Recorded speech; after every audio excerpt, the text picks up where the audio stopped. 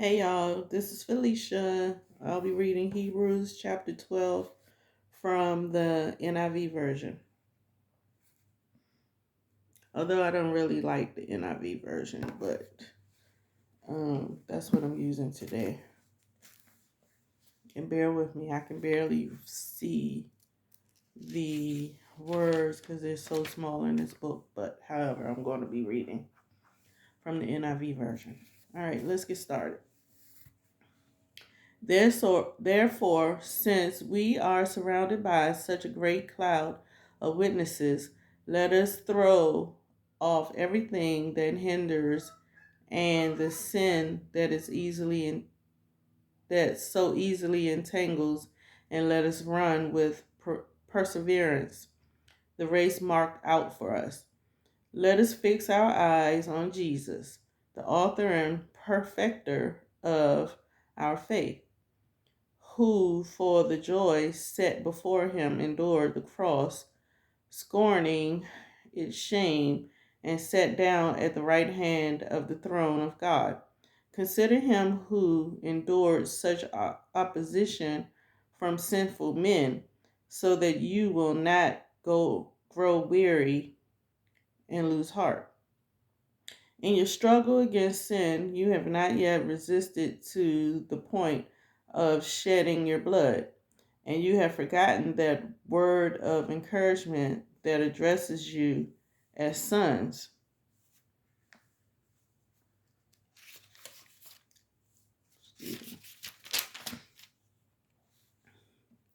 Endure hardship as discipline. God is treating you as sons. For what son is not disciplined by his father? If you are not disciplined, and everyone undergoes discipline, then you are illegitimate children and not true sons. Moreover, we have all had human fathers who disciplined us, and we respected them for it. How much more should we submit to the Father of our spirit and live? Our Father disciplined us for a little while as they thought best, but God disciplines us for our good and that we may share in His holiness. No discipline seems pleasant at the time, but painful. Later on, however, it produces a harvest of righteousness and peace for those who have been trained by it. Therefore, strengthen your feeble arms and weak knees. Make level paths for your feet, so that the lame may not be disabled, but rather healed.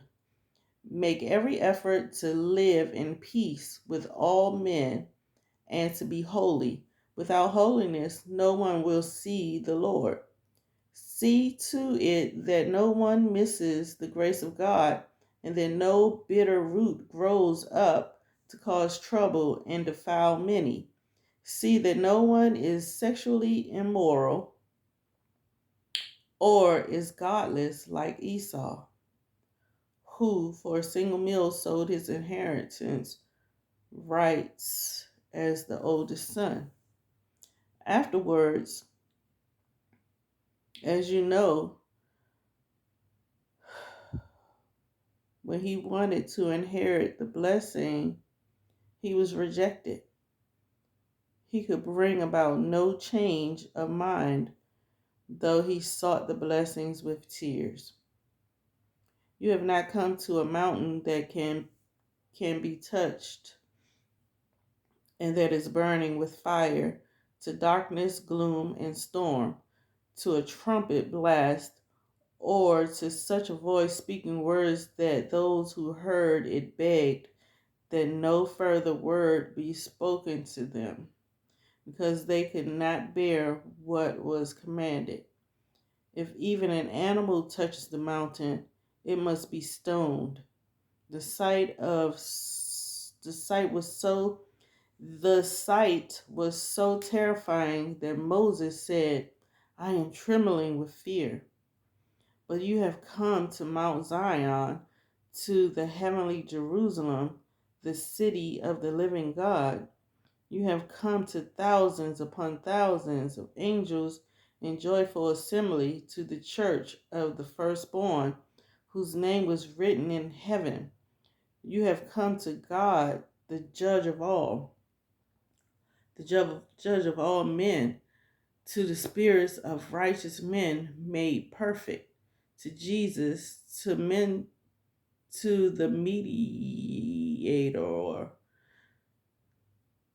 of a new covenant, and to the sprinkled blood that speaks a better word than the blood of Abel. See to it that you do not refuse him who speak. If they did not escape when they refused him who warned them on earth, how much less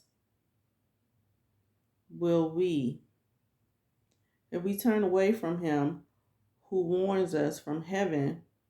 At the time his voice shook the earth, but now he has promised, once more I will shake not only the earth, but also the heavens. The words once more indicate the removing of what can be shaken, that is, created things, so that what cannot be shaken may remain. Therefore, since we are receiving a kingdom that cannot be shaken, let us be thankful and so worship God acceptably with reverence and awe, for our God is a consuming fire.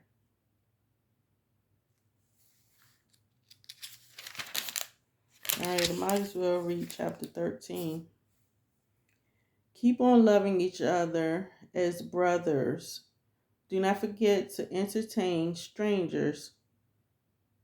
No. All right, I'll be back with 13. I'll see you later. Bye.